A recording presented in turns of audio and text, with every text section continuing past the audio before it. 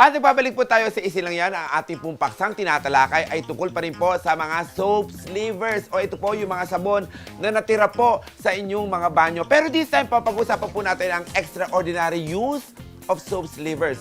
Alam niyo po ba mga kasabahay, na kung sakasakali po yung mga sabitan niyo po na mga damit, na mga bimpo, na mga maliliit na mga tuwalya po ninyo sa inyong banyo, kung nawalan po yan ng pandikit, alam niyo po ba na ang mga soap slivers ay pwede palang maging alternative adhesives po?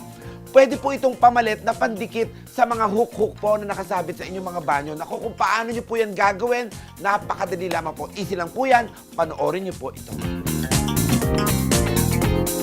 Kumuha lamang ng soap sliver na kasukat ng inyong hook na ididikit sa wall. Basain ito hanggang sa lumambot, saka ilagay sa likod ng hook at idikit sa wall. Hawakan ito ng madiin hanggang sa matuyo ng bahagya. Iwan ito ng mga ilang oras hanggang sa tuluyang matuyo at tumibay ang dikit nito sa wall, saka ito gamitin.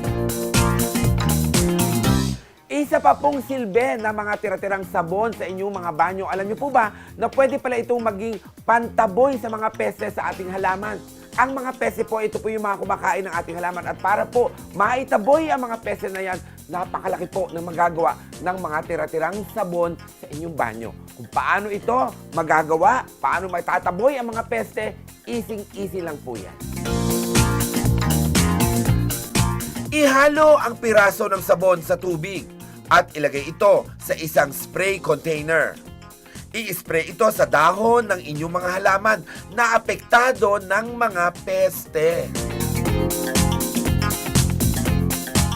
At mga kasambahay, alam niyo po ba na malaki rin po ang naitutulong ng sabon sa mga mahilig magtahi? Yes, sabon at mananahi, parang walang connect. Pero meron po silang maitutulong sa isa't isa. Narito po, alamin natin. Una ay bilang marker. Mabisang marker ang sabon dahil nag-iiwan ito ng marka sa tela and at the same time, madali pa itong mabura dahil kusa itong mawawala kapag nilabahan mo na ang damit na iyong itinatahi. Pangalawa ay bilang pin cushion. Maaari itong maging tusukan ng ating mga needles at pins upang hindi ito nakakalat. Natutulungan pa nitong maging madulas ang dulo ng pin at needles, which makes it easy to use kapag tayo ay mananahina. And lastly, maaari rin itong gamitin upang pakinisin ang bahagi ng damit na makati, gaya ng brand patch sa likod na nagiging sanhi ng pagka-irritate ng skin. Ang dapat nyo lang gawin ay i-rub ang sabon sa patch at siguradong hindi na mai-irritate ang inyong mga balat.